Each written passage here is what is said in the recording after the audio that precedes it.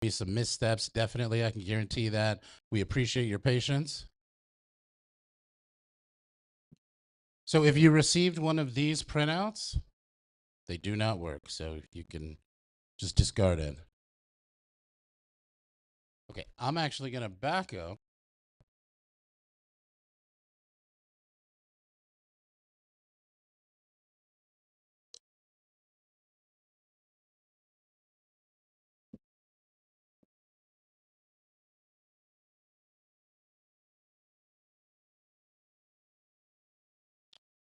All right, it is 10 o'clock, so we will go ahead and begin.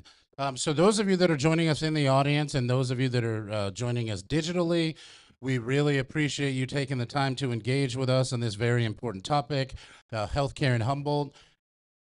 We're going to explore the downstream impacts of Humboldt's healthcare challenges.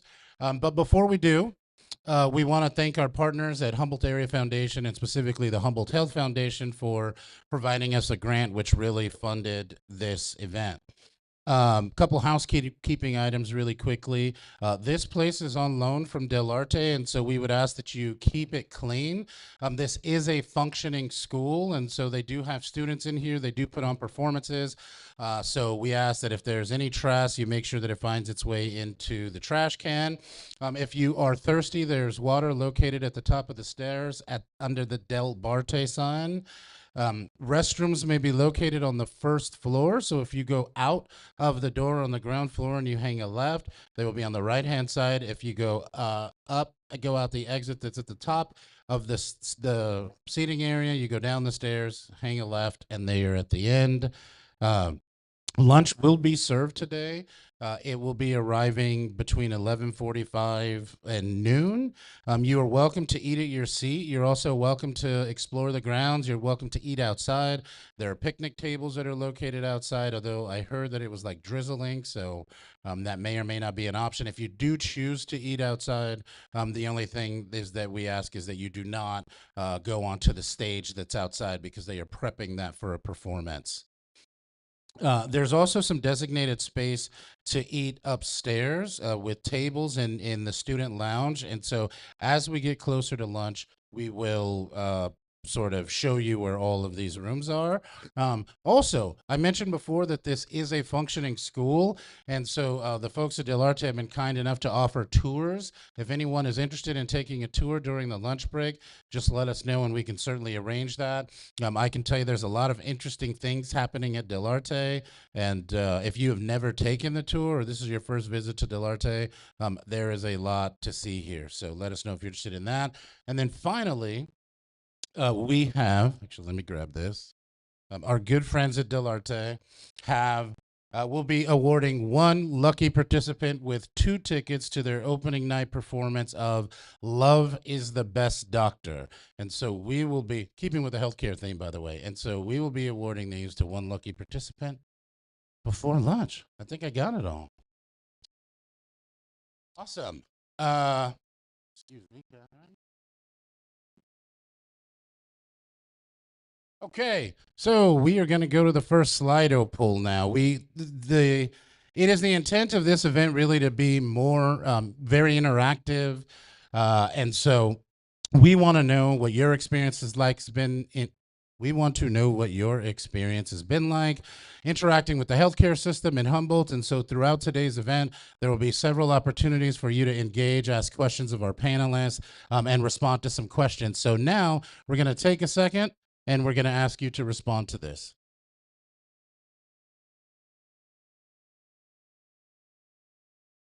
So, tough, worried, difficult, lacking, deteriorating,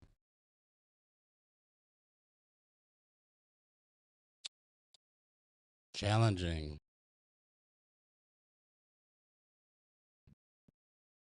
So, the bigger the word, the more responses. And so it looks like at this point, hey, difficult is in the lead, limited,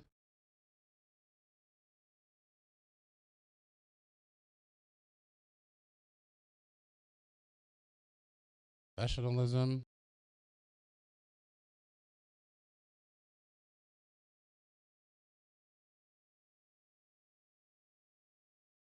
inaccessible.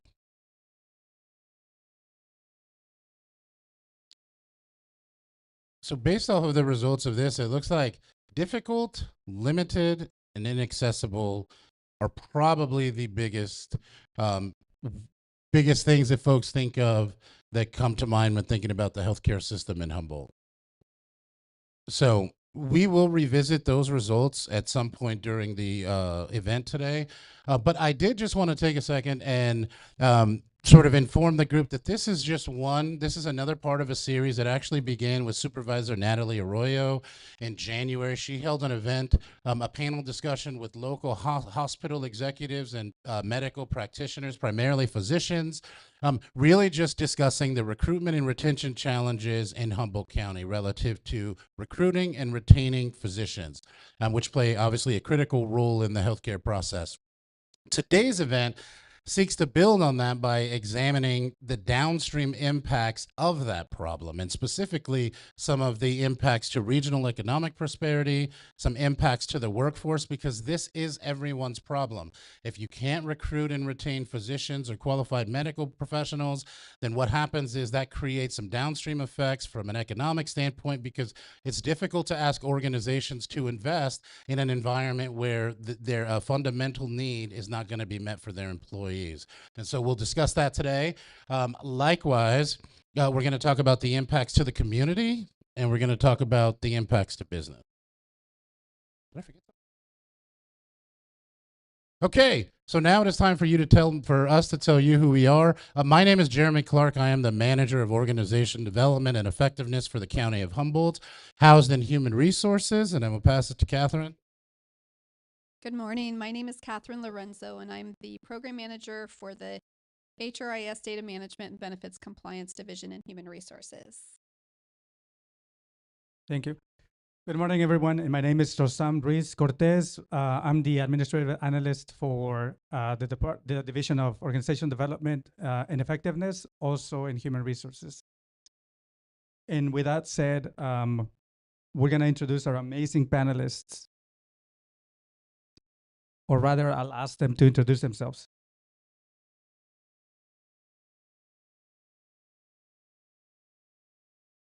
So if you could please state your name, what your organization is, a little bit about your role, and what lens you're bringing to today's discussion, please.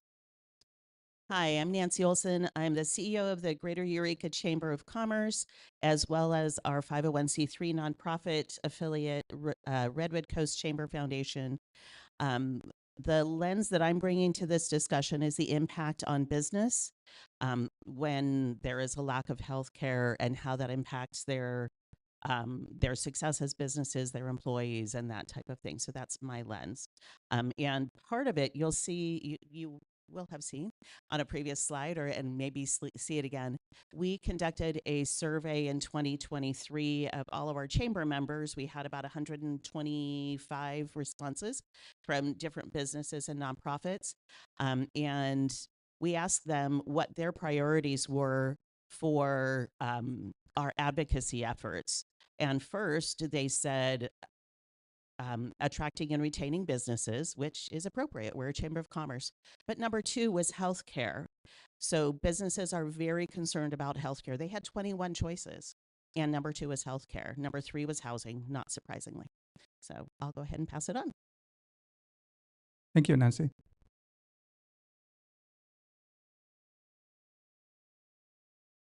Good morning, everyone. My name is Zach Ohannon. I'm the Director of Human Resources at the County of Humboldt. Been with the county for roughly 11 years. I'm a lifelong native of Humboldt. So my lens here is one, I'm all our panelists over here as their boss, but they definitely did all the work on this. I'm just here to give my perspective, really from the perspective of one of the largest employers in the county, and the impacts that it has to our workers, our ability to recruit and retain all sorts of workers, and the additional impacts on those workers' mental health, physical health, their ability to be at work and bring them their best selves. So I definitely am not an expert in the area of medical, but I can definitely speak to those impacts on the day-to-day employees that work for the county that are also providing services to the community. Yeah.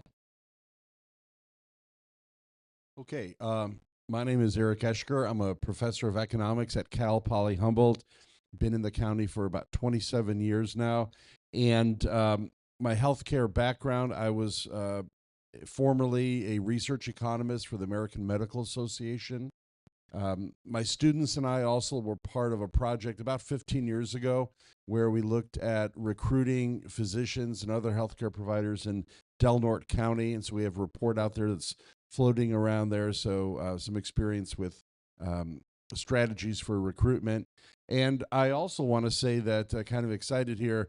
Within the next couple of years, we're hoping that we will have a new major at the university in community health. And one of those courses that the students will be taking will be healthcare economics that I'm putting together. Hello, I am Peggy Murphy. I'm the interim program manager for the Humboldt County Office of Economic Development, which is housed in the county administrative office. I'm also the executive director for the Humboldt County Workforce Development Board. The lens I'm going to bring to this today is for our work within business attraction and recruitment and retention efforts within the county, as well as our workforce development efforts and how it impacts those. Good morning. My name is Marlene Hernandez. I am the program director for START Services. We are a vendor mental health service provider for individuals with intellectual and developmental disabilities. And the lens that I will be sharing today is going to be based on our current staffing, how medical and behavioral health needs impact their particular needs, but also how it impacts the people that we support and the systems that they are connected to. Thank you very much for your awesome introductions. Now we're going to take it to our audience members again with another poll from Slido. Please take us a second to answer because this will inform our questions to our panelists.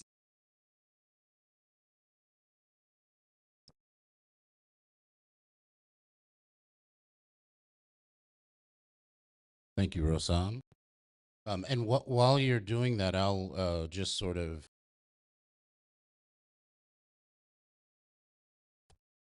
respond to my poll.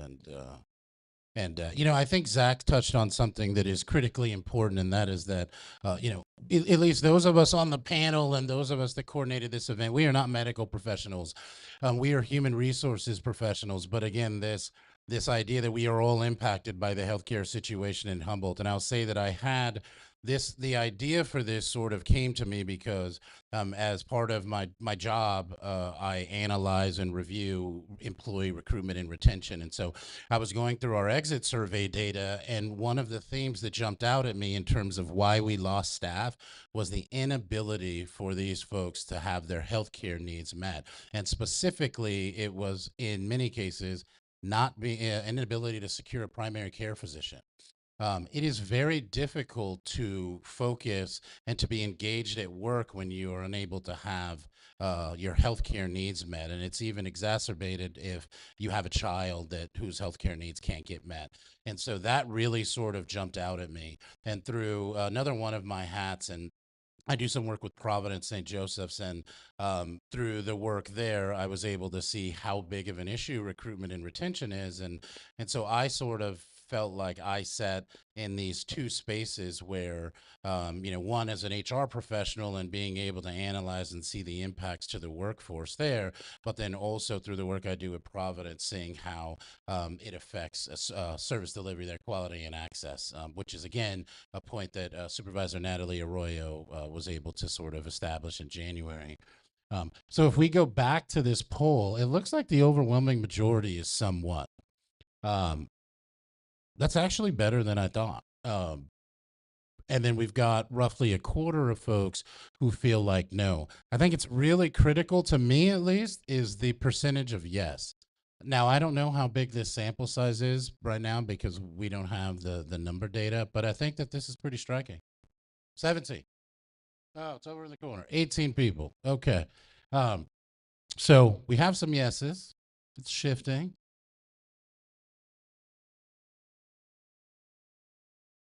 I love the intimate nature of this. It's like 18 of my closest friends, 17 of my closest friends.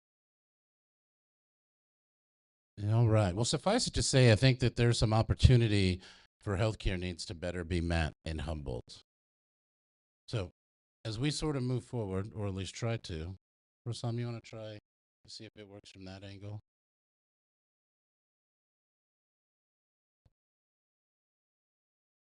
I think we're good. So just to sort of paint a picture, these are some data that we sort of just wanted to throw your way for the benefit of the group. In the top left, this data comes to us from CCRP, Redwood Region Rise, and essentially it just looks at per capita GDP. And how Humboldt is not really keeping pace with GDP growth with the rest of California. This is really no surprise to a lot of folks, probably. But the reason that it's included is because it also signifies some economic challenges. The two biggest industries in Humboldt County are really healthcare and public sector work, whether that be, city, county, education. And so I say that just to say, because if those organizations can attract and retain talent, or if they are unable to grow, then that can significantly impact these numbers. And also, if you slide over here, you look at on the top right, you can see in the health metrics comparison that in residents of Humboldt County really outperform, and not in a good way, state and national numbers in key health outcomes. So life expectancy is a little bit lower. Diabetes prevalence not as high, so that's a good, but not by much. If you look at suicide rates are higher in Humboldt, stroke rates, and breast cancer rates. Actually, I want to I should probably also point out, for the benefit of those of you in the audience and those of you, I don't know if folks that are joining us digitally can see, I am not a physician or medical practitioner, even though I have the title of doctor. I'm a PhD, so do not take medical advice from me. I will say that. So, but if you look at this also in the bottom left, if we look at the physician workforce over the last 20 years, it's shrinking. In primary care physicians, in specialists, in surgeons. So this is all just sort of this toxic sort of stew of negative things that are happening. And from my perspective, certainly, and I'm curious to hear from our panel, is I think until we start to address some of these problems, our economic prosperity and our ability for all organizations, specifically non-healthcare organizations, to recruit and retain talent is going to be very challenging at best. So much so that our friends at the Greater Eureka Chamber of Commerce, the membership there identified those are the top three priorities that you saw. Nancy sort of spoke to this earlier during her introduction, and I'm sure that we'll dive a little bit deeper into that.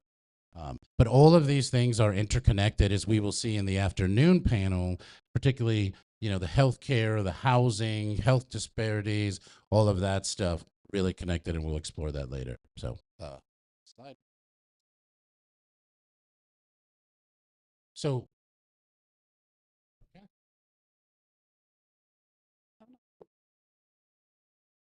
So now we're going to take it away with a question for our panel, and we'd like to know from our experts on our panel today, what significant impacts have you observed within the community as a result of limited access to medical and behavioral health care? And as you have heard, each of these panelists brings a different lens, so we'll get to hear a variety of responses and hopefully get a sense of how this impacts our community broadly.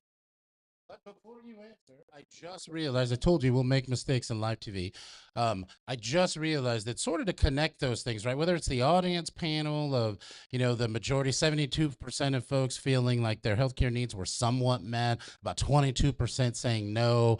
And then if we went back to the first question where we look at, what comes to mind when you think of healthcare options, limited, difficult, those kinds of things. And then when you juxtapose that with some of the data on the previous slide, whether it be economic, economic, whether it be in terms of the shrinking number of primary care physicians, surgeons, and specialists. Again, really just to highlight this, from that data perspective, it's definitely a challenging time. So I just wanted to sort of frame that up and tee that up to ask our panelists what, now we can go forward to the question and give you an opportunity to respond to that. And that is my bad, not Catherine's. I forgot to do something that I should have done. So it's the morning, we're rolling. And I can restate the question if needed.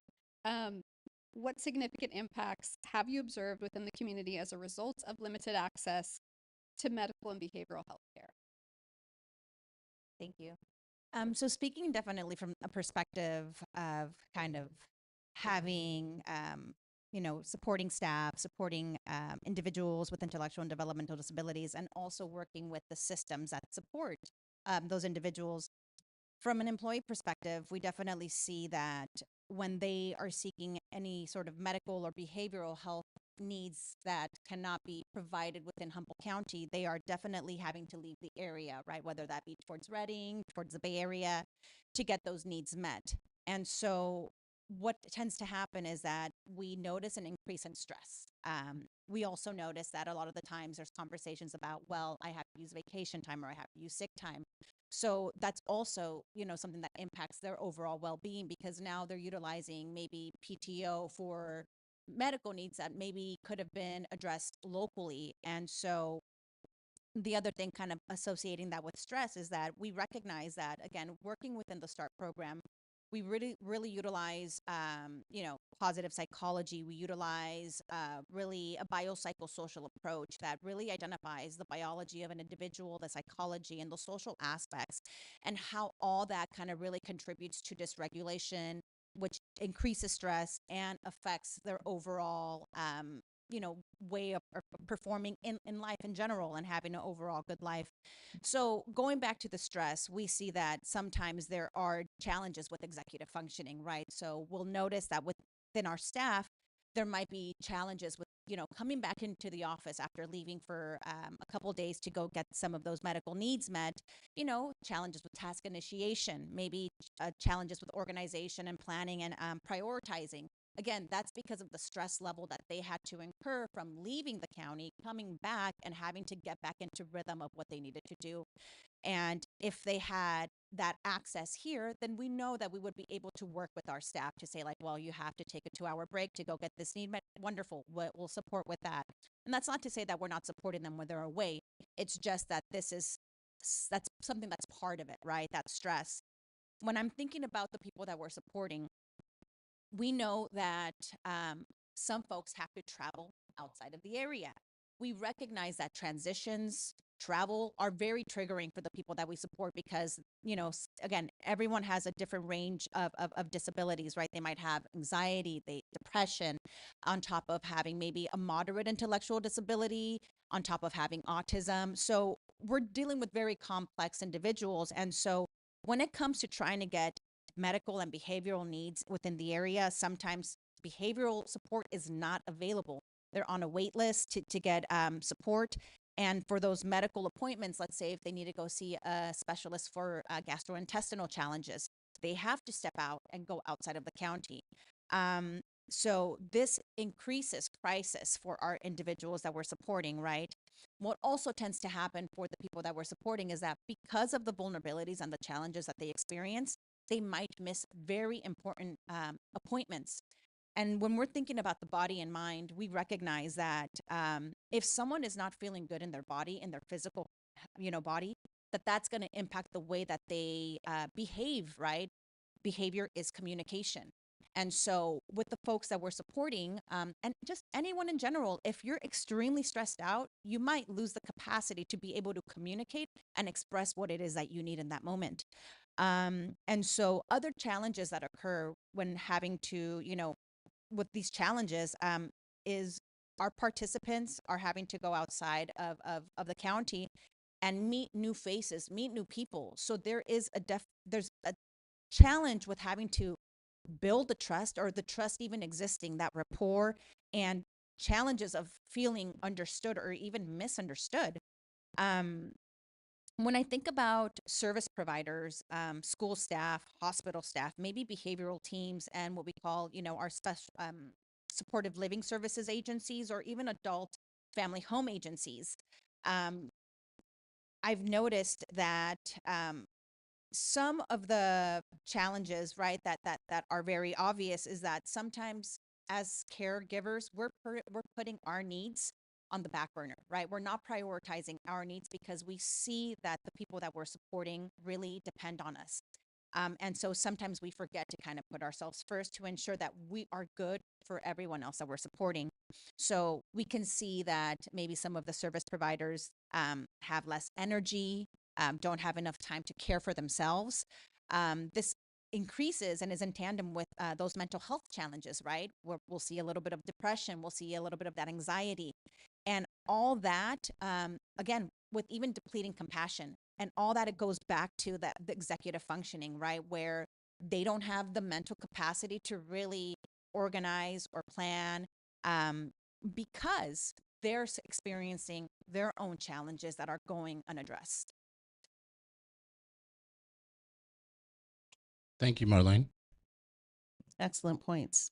Feed right well into mine.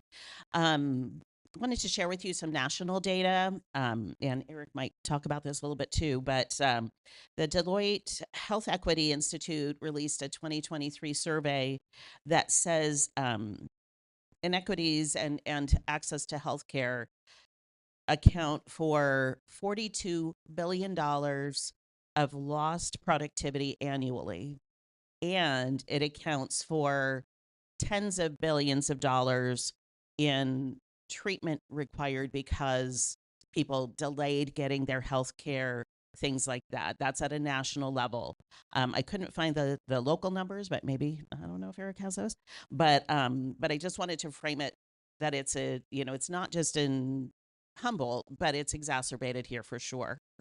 A couple of the things that we've found and seen in real time, and you probably have too. These are not rocket science answers, but some of the big challenges for business, and I would say nonprofits, because they're business too, as well as our county and other public institutions. Increased costs are a major impact on businesses. I'll use business as a kind of a global term. So healthcare premiums. We all know that healthcare premiums are going through the roof. All businesses that have 50 or more employees are required to offer health insurance, I think, to full-time employees. And this hits them directly. A lot of small businesses and organizations, our organization has 5 staff. We offer healthcare insurance to our full-time employees. But we have to look very carefully about what we can offer because of the cost of healthcare premiums. That hits a business's bottom line. Lost productivity is another big thing. I'll talk about that a little bit in terms of absenteeism. So when folks have to, and this is again really exacerbated in Humboldt County, when people are out because they're sick, it does, Marlene gave some good examples. Sometimes it takes them time to get kind of reoriented in the workplace when they come back. But it's even more so because so many people have to travel to get their health care. I'll give you an example from my own office. We have an employee who was injured, and it was a pretty serious injury, had to have surgery, things like that. And she was out of the office for several months. We set it up so she could work from home, but she could only work from home part-time immediately after her surgery. We lost, I would say, probably 2 months of productivity from that employee. And a big part of it was because she had to get her treatment down south in Santa Rosa. And other people who have particular health needs often have to travel. So it increases the rate of absenteeism within our businesses and organizations. And on a related note, presenteeism, so people being sick but still showing up to work, is another big problem for businesses. I was talking with a local business owner who has predominantly young employees, and and even though she offers insurance to those who work full time, they often decline it. And those who aren't eligible for health insurance, they're scrambling to get health care. They're the folks who go to the urgent care or the ER because they don't have consistent health care providers. And although we're required to offer 8 days of sick leave for part-time employees, and they burn through it. And they say, you know what, I can't miss any more unpaid days, or I can't have any more unpaid days. So I'm going to show up to work and I'm going to be sick, and I might get my colleagues sick. So that's presenteeism. There is a lot more. I think that's a summary of what I wanted to share. Economic growth impacts. It impacts the economic health of our community. I'll leave that to Eric to talk about. It's a real financial burden to our employees to have increased medical debt because of the lack of access to health care, and having to pay for travel, that type of thing makes it really difficult. And again, attracting and retaining employees is tough, because when I moved here, I was told you can expect to not have a primary care provider for probably a year or two. I was really fortunate, and I was able to get one within 6 months. And my sister connected me to her dentist. So I got into a dentist within a year. But that was really the exception.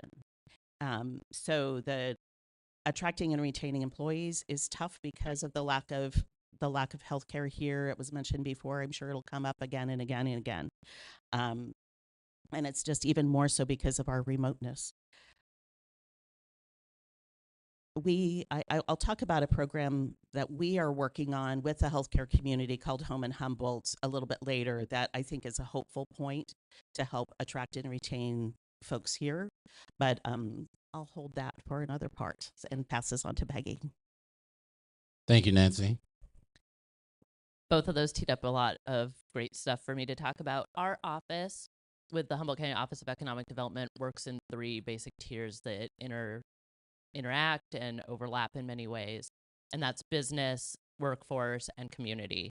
And so from the business lens, Nancy talked about a lot of great stuff about business retention, and that's definitely a piece we look at. But what we also look at is business attraction and recruitment. And so that means bringing in businesses that want to put a center here, a manufacturing facility here, something here that will increase industry and workforce. And what we find is second only to the question about transportation in and out of the county is the question about healthcare for employees. And so that tends to be a turning point. Sometimes what we see, we had a very specific business we were talking to a few years back that needed very specialized healthcare to be able to put their center here. And that was in needing a bariatric chamber and needing direct access to it regularly. And once that became not really an option, they were not interested, and I believe they went to the San Luis Obispo area in the end. And so even that aspect impacts our ability to increase industry in the area and to attract growth for sectors where we're looking to increase living wage and thriving wage jobs, which then leads to the workforce piece. And so our Humboldt County Workforce Development Board is working on getting a living wage study done to really understand what the standard concept of living wage means for a worker in Humboldt County. Does it mean that you can have a house payment? Can you also have a car payment? Can you buy clothes every month in addition to your groceries?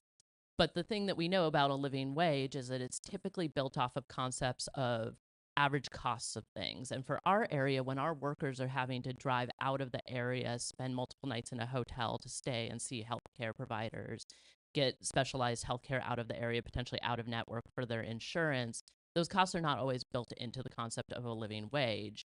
We also know that in our area, a lot of our jobs are below living wage currently. And so the concept of working a below living wage job, plus having to factor in costs to go out of the area for healthcare, really impacts our workers' ability to stay in our region and continue to do those jobs.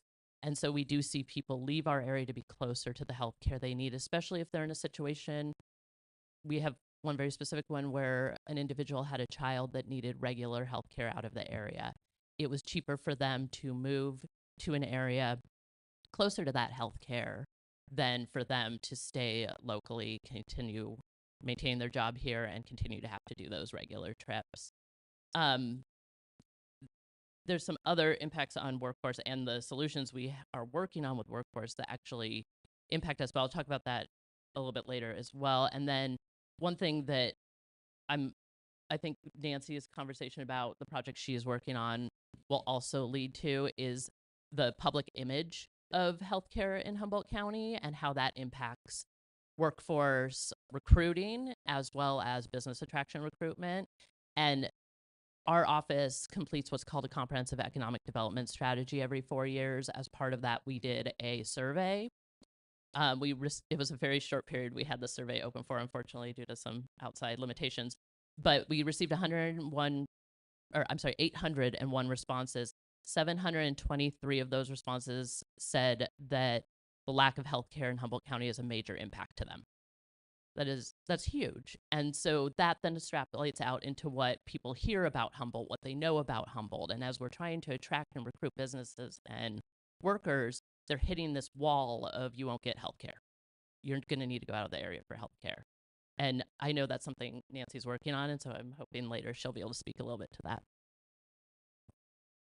Thank you. On the healthcare in the county, I don't have a lot of particular insight on the numbers. A lot my colleagues here and on campus at CCRP and other places have assembled a lot of data on measures of physicians per capita, things like that. That's what I'd like to look at. What I can say about Humboldt County is that just like when we looked at Del Norte, it's the second largest employer, healthcare in general. We've got some big employers, some of the hospitals here. And healthcare in general. So it's big in the county. Of course, that might make you think, do we really have a shortage when compared to other big cities, healthcare is not necessarily the second largest employer. But there's a difference between employing a whole bunch of people to run a business, from especially a lot of people who aren't on the front lines of providing healthcare, to measures such as healthcare provider per capita. That's what I would want to look at. But it's big in the county already. Presumably there are large, what we call multiplier effects.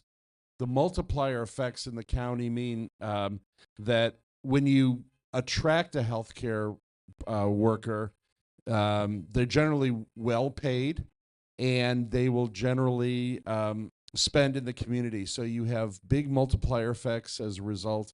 So it's a good thing. This is an industry that if we can attract more people, will boost the economy overall, aside from just the notion of making it easier to recruit people and attracting talent. But just in terms of spending money, these tend to be good jobs, well-paid jobs, and so that's good for the local economy. Going into a couple personal stories, which this is very relevant.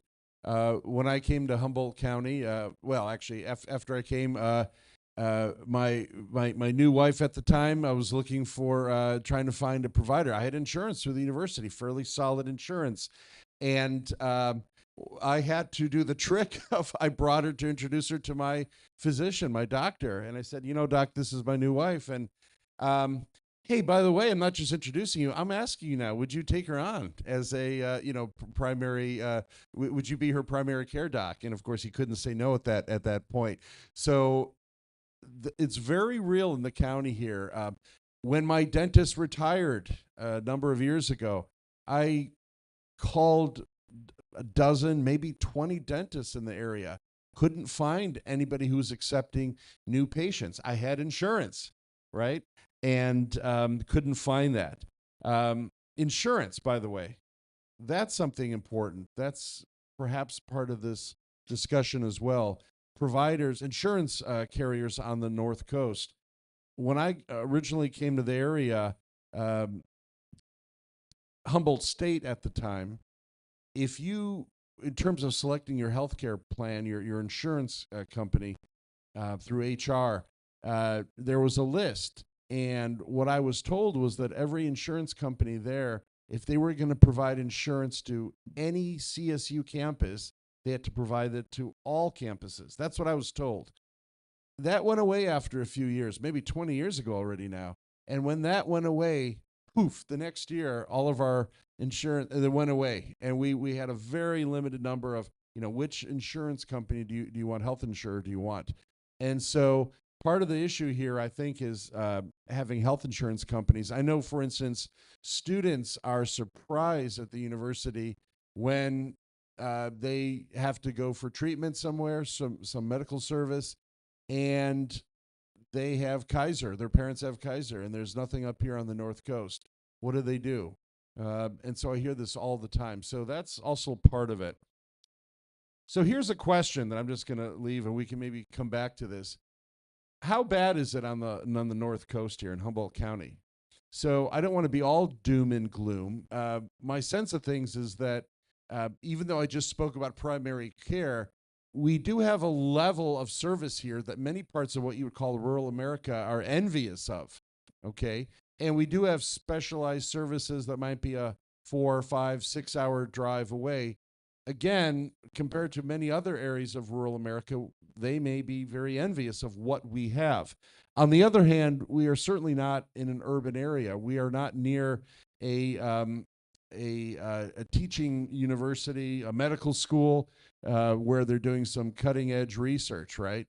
And all of us know people, probably ourselves, who have had to leave the county to receive specialized treatment for ourselves, a child, a parent, whoever that might be. So I'd be curious to know, where do we fall in relation to other rural versus urban areas in the county? And also compared to other places in California, how do we fare? How do we rank there?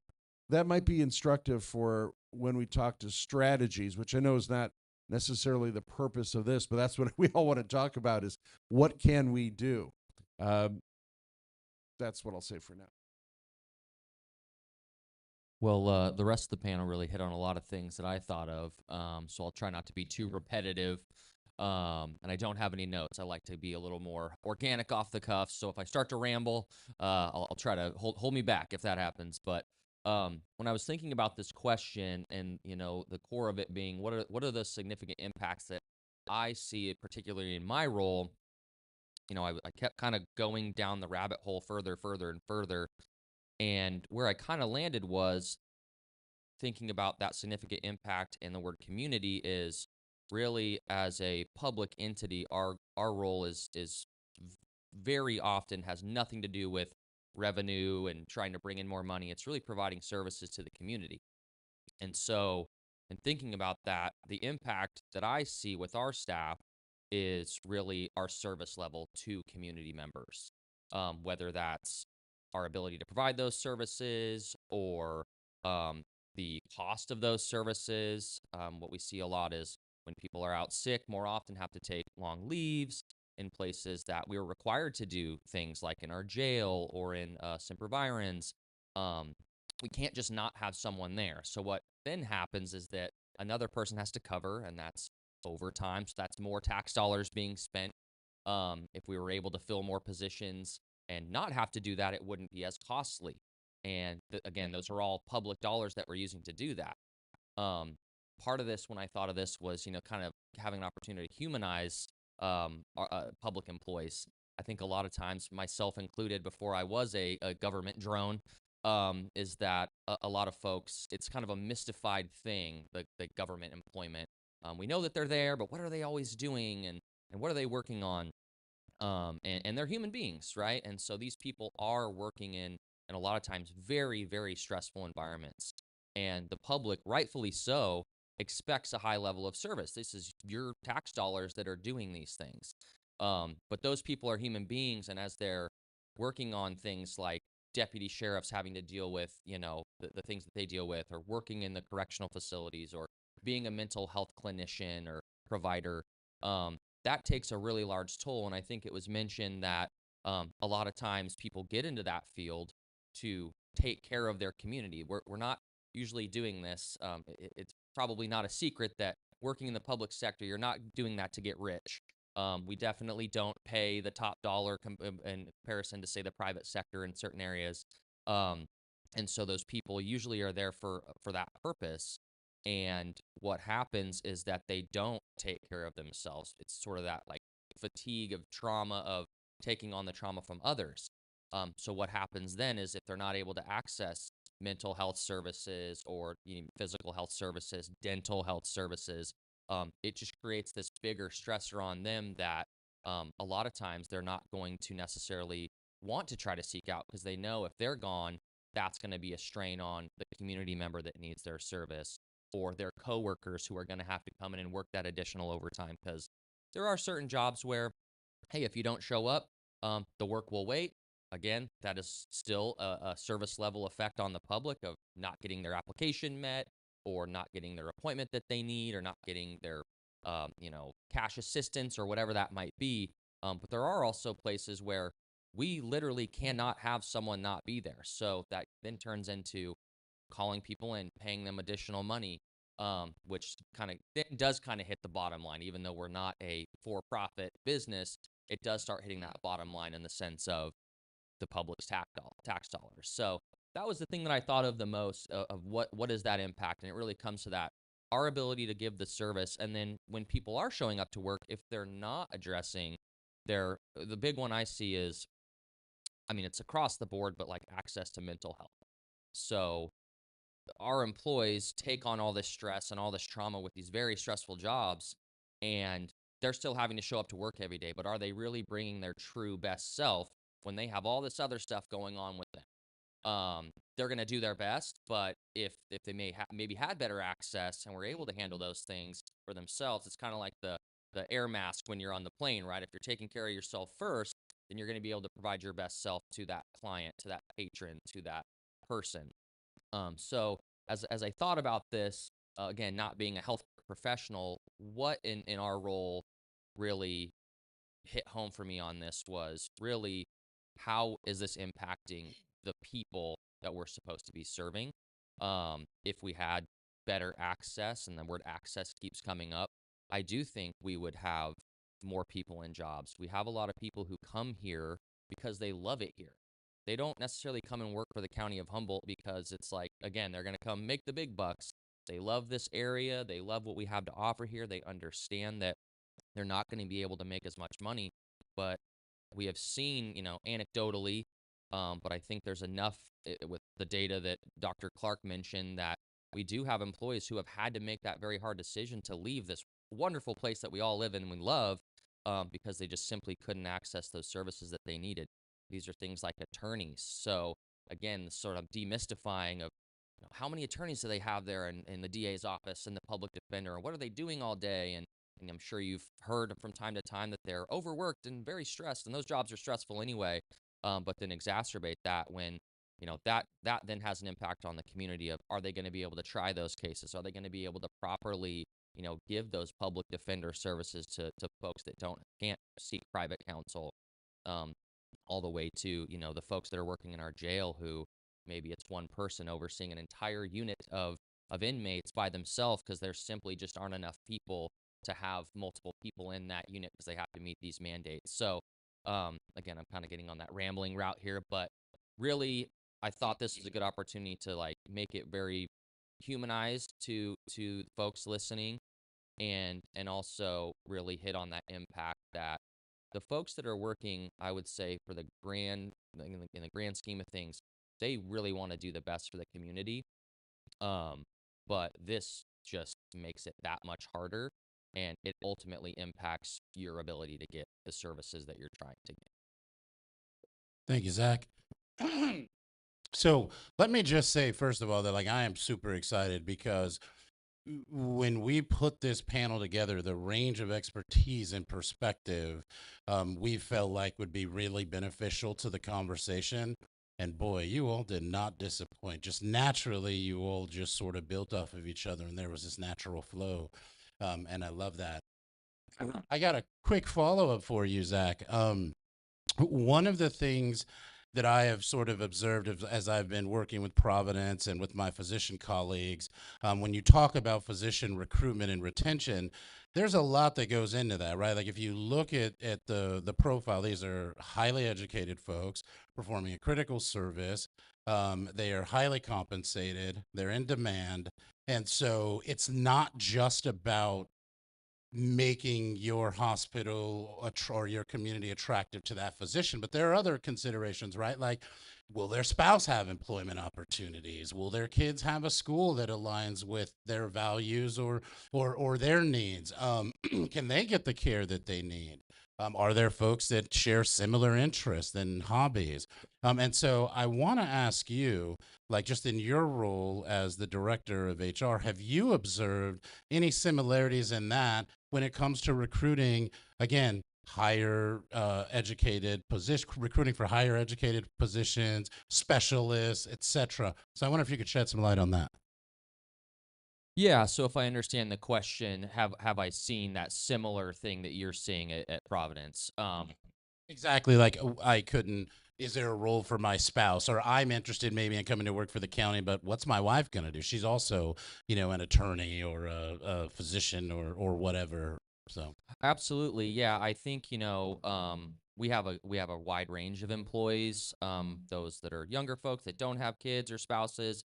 I think though our straw person per se is usually someone that has a spouse and has children. That's usually who you're seeing, particularly when you have people that are further along in their careers that have those special licensures or certifications or professional level folks.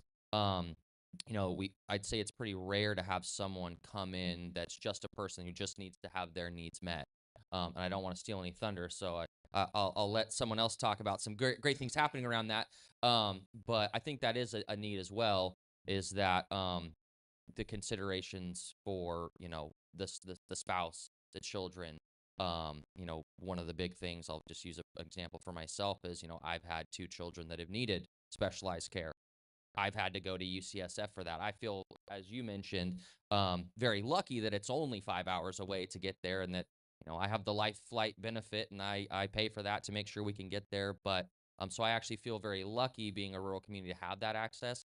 But that again created a strain on my family, not just me, that I did have to take additional time away and did have to do that. So I do think that we do see that as well in the public sector, particularly when you're getting into those areas where people are further along in their career, they're getting married, they're looking to start a family, they're looking to, they're making enough money at that point to maybe consider buying a home and starting a family. But those are all considerations that they're going to take into account. And we have seen, again, anecdotally, I have a number of situations I've seen where they've been very honest that I really want to stay here, but I just don't have all those pieces in place that I need to build that life that I'm looking for. Even though I've kind of pushed so hard to keep myself here, I've just hit that wall where I got to go somewhere else to get those services that I need. thank you, sir. Oh, Dr. Esker, please. Well, just to sort of follow up on that, when we looked at Del Norte County, the recruitment issue with physicians was there were many things, but you could think of this as an amenity that even applies to healthcare providers. There's the natural environment, the schools, the weather. Okay, so some people hate our weather, some people like it. I like it more and more. And at the thought of maybe being in an area where it might be 100 degrees in the summer, I like less and less. But it's not for everybody, but it's pleasant. It's not brutal winters, etc. But the healthcare, the availability of healthcare, is part of the landscape, and that's an amenity. So that's gonna factor into anybody's decision to come here or stay here, including healthcare providers. It used to be with healthcare providers as physicians, the issue was, where can the doctor's wife spend the money? Well, our mall is closing, this and that. I don't know if that's an issue anymore with online and Amazon. And today the issue is the trailing spouse. Two doctors, right? Where do they both get a job? Or a doctor and attorney, right? So two people in the workforce now, can you secure that employment? The veto may not come from that one healthcare provider, doctor, or nurse that you're trying to get. The veto may come from their spouse or their children. Okay. And this is the classic, this is rural America problems that's been going on for years, how the sort of slow death of rural America. This is a broader issue than just healthcare. To what degree can places like Humboldt County, which I think have unique advantages, again, I like to think of us as being, I tell my students, and when I try to recruit students, we're really small urban. You could be rural, but maybe small urban may attract to some people that might be attractive. The notion that we still have things going on, we still have some nightlife, we still have restaurants. We're not as rural as other parts of America, and of course, some people will want to be as alone in the woods as possible. But I think the big question for me is to what degree is our recruitment issues with healthcare providers, is that, where do we place, is that just rural America having problems? Are we better off, worse off? That would be very interesting to know. I was just going to say, Peggy, I saw you and Zach was speaking, nodding your head, so I felt like you wanted to weigh in on something. So please. There's so many avenues for all of this. I think one thing that I think about a lot, especially with the work we do through the Workforce Development Board that's direct participant touching, is really understanding what our local needs are. And a lot of the conversation we have is about that specialized healthcare need and what we need there. But when we look, we get a report run whenever we want, but we try to get it quarterly on our different industries that we target, with healthcare being clearly one of the primary. And it's a report that's run on how many unique job listings occur in the area in any given quarter. I just had it run in May, and so for that quarter, there was 404 unique job postings for healthcare in Humboldt County. The thing that's interesting, though, is that while the specialty is a huge aspect of it, almost 300 of those were actually in your entry level to like lower mid-level range. So it's not just a question about how we build up that specialty care, it's about how we train to the lower positions that then can have incumbent worker training to move them up. And that's a lot of the work we're trying to do at the workforce board level. The thing I think I was probably nodding my head to with both of you is that concept of, again, of the having to go out of the area, spend your money or your PTO or whatnot to go out of the area. And when we're talking about our local industries and the way that the projected growth is over the next 10 years, that biggest growth is actually in those lower entry level jobs for most of our top tier industries. And so we're talking about people that aren't going to be making as much, don't have as much expendable cash. It goes back to the death of rural America comment, because the reality there is that once you're spending all that money to go out of the area, using your vacation time, your sick time, your expendable cash, you're not going out to eat. You're not going and shopping locally. And so that's how we end up with a dead mall, and how we end up with restaurants that are closing, that are coming to Nancy asking for support. And so I think, yeah, it's a much bigger issue. It has to do with housing, infrastructure, transportation. But I do think that we do have a lot of opportunity between things that are happening at the chamber, things that are happening through Cal Poly with Redwood Region Rise, with the county's efforts in workforce, and with our comprehensive economic development strategy to tackle some of these issues. But it's not as simple as recruiting one individual. It's the entire structure that needs to be looked at. Such a good point. And there, just for the record, like there are a lot of really smart people that are like working on this issue. I do wonder, and maybe we could talk about it later because I want to give my colleagues, obviously want to hear from Nancy, but I want to give my colleagues a chance to weigh in. But one question that always comes into my mind is, where there's a lot of folks working on this, how do we all work together, or coordinate all of our efforts in the same direction? And Nancy, I know that you are working on a project that aims to do that as well. This is a time you can talk about that, or we can save it for later. But that's just always sort of something that's in my mind. So I wanted to throw that out there. Sure. Thanks for creating the opening for me, Jeremy. I will say about a year and a half ago, I was approached by Michael Kellerman, who's the chief executive at Providence, from when he was brand new in the area. He came from San Luis Obispo, where their chamber had a program. It's called SOAR, and it is designed to help healthcare providers as well as other businesses to recruit and retain professionals by providing a kind of concierge service to folks who are looking at moving here, or they land here and they need to know everything from where do I get my car fixed to which schools are the best to how can I connect with the right realtor, all the questions that we have when we're moving to the area. We are where we are in that right now. We had a meeting on May 14th.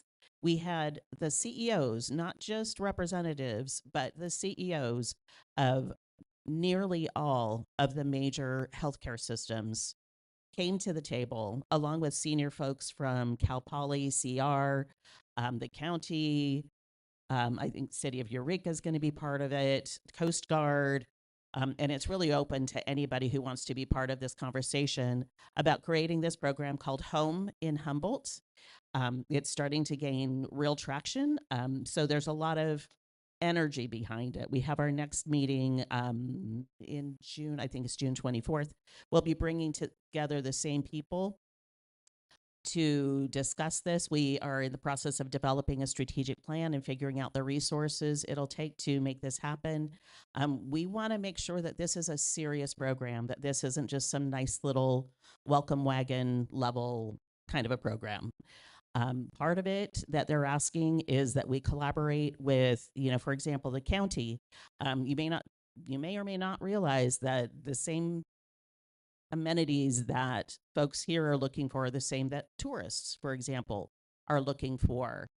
So how can we partner with the county's tourism work to improve the profile of Humboldt as a place online, so that we don't have the cachet of Murder Mountain and scary and things like that. So that's, one of them, but also how do we help people feel truly at home? How do we help them grow roots here? And how can we support them on an ongoing basis? Obviously, we're not going to be recruiting people, but we'll work in tandem with folks who are to support those folks that they want to bring in. And once they land, what do they need? I feel it's a little daunting. And there's so much energy behind it. It's a little intimidating at the moment, so we're figuring it out. But we're really excited. I think because there's so much momentum behind it, it's going to be really a wonderful asset for our community. If anybody's interested in funding it, I'm looking for multi-year investments. So, but it's going to be helpful. This does not mitigate some of the issues that we have in our community. I'll bring up, you can't have a conversation around community development and recruitment and such without talking about housing. In our study in 2023, when we surveyed our businesses, our member businesses, you saw that our number 3 concern of businesses is housing. And we asked some more detailed questions about housing. I'll share those results with you. A majority, 54%, stated that their employees struggle to find adequate, affordable housing. So more than half of them say their employees are struggling with housing. Nearly half, 49%, said housing issues make staffing their business or organization more difficult. So bringing in folks, because of the housing shortages, it's challenging. And one of the really challenging, probably my least favorite statistic that surfaced through this entire survey was that 18% of the local businesses who responded, again, this was about 125 businesses, 18% said that they had at least one employee in the last 12 months who was unhoused. So they were couch surfing, they were living in their car, living on the streets. 18% of our businesses said that they have employees who were unhoused. And then an additional 11% said that they were not sure. Let that sink in. That's a big deal. So housing, healthcare, education, the whole thing, they all are wrapped in a wicked problem rich package. So as we're talking about, attracting and retaining employees, for healthcare, for education, for, various industries. We're going to be looking at how we can advocate for more housing, for better amenities. And I took a sneak peek at one of the questions that's been submitted. Is there any role for residents to be activists for improvement? Support the initiatives that are coming up that are pro housing. And another big thing, shop local, because we want our local businesses to stay here. I got my coffee at Jitterbean this morning. And the owner of Jitterbean may or may not be my sister, but but we have Starbucks that's moving in.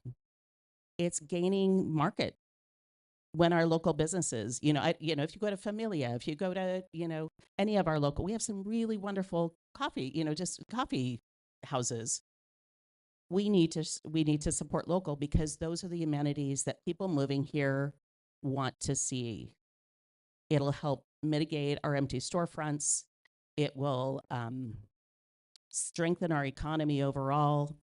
That is something that has an impact on all of this. Like I said, it's a big, wicked problem, tied in knots together. But that's something that we can do every day, is shopping local. Thank you, Nancy.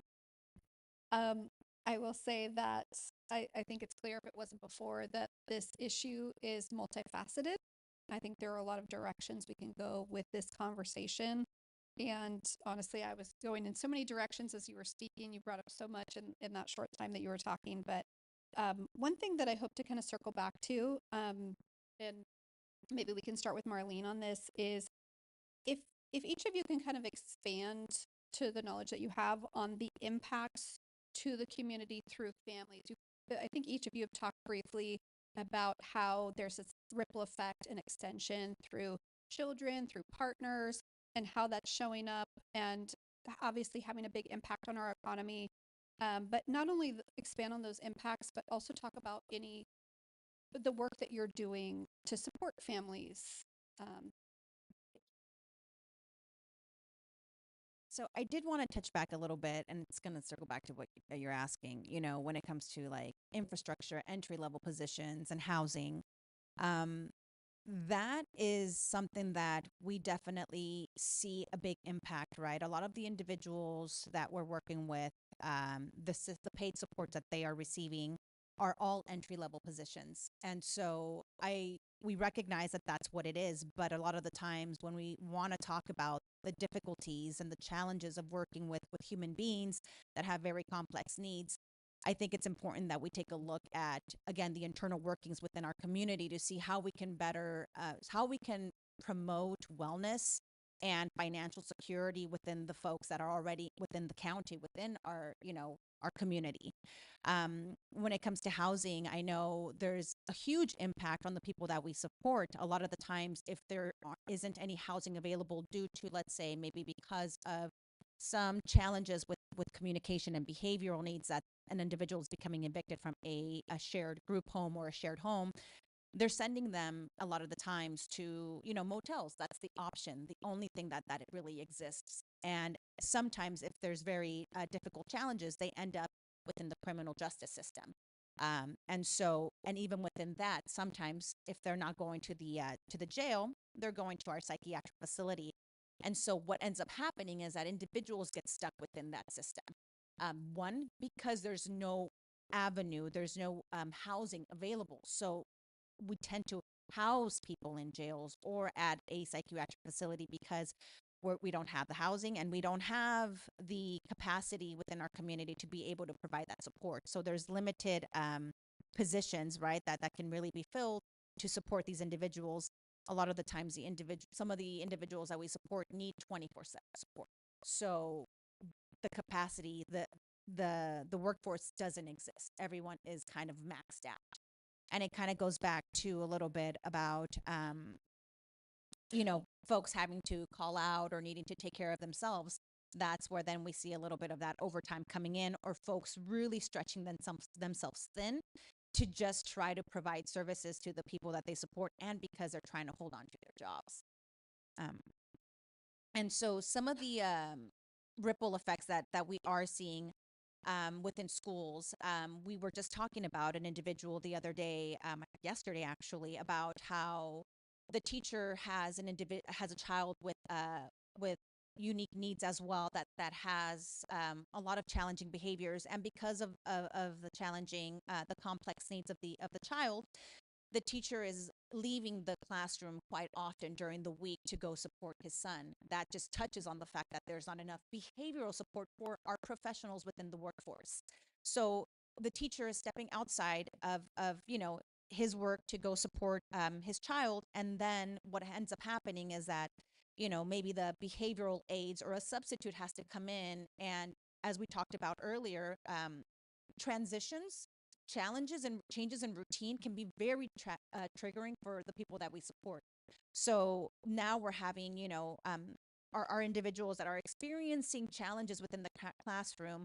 And that also kind of then impacts everyone else that's in that environment. And so that's just one example, right? Limited staff. Um, the other aspect to that is that teachers don't always have the capacity to provide that behavioral support. They're not one-on-one behavioral support techs, right? Their ratio is what, 1 to 25 students, maybe a little less, maybe more. And so they don't have the capacity to be able to kind of take away from whatever lessons they're trying to address, and then provide support over here. Um, when I think about emergency services, I feel like sometimes we can be less proactive and more reactive, which is increasing, again, those crises. We need to be able to, and this is some of the work that we do, right, through the START program. One of our roles and goals is to really create partnerships and collaborate with our community partners. Um, we have a great partnership with the Eureka Police Department. Our clinical director, Dr. Wendy White, conducts regular trainings in tandem with Commander LaFrance to ensure that we are providing information and education regarding mental health needs in people specifically with intellectual and developmental disabilities, right? Because it's always going to present a little differently. Um, and also, when I just think of just law enforcement in general, it's a very stressful job already. So we know that there's going to be challenges with maybe impulse and impulse control, emotional regulation, and so really connecting with them to again, just coach a lot around the vulnerabilities that people might be experiencing and what to kind of look for is really one way of trying to just build capacity within our community and our partners to ensure that we're doing the best that we can as a community to look out for one another. Thank you, Marlene. Thank you. Most of you have spoken about the interconnectedness or interrelatedness of various aspects of this crisis, but also of other unmet needs in our communities, such as housing or food insecurity. And I think that is very important because in order to talk about sustainable solutions, right, we need to understand the impacts fully of the limited accessibility to healthcare. And so going back to that, to those impacts, I would like for you to talk about two things. And the reason I'm combining two questions is because it's not applicable to all of you, and also because I want to leave some time for the audience to ask some questions. That first question is to, if you can speak to opportunity cost.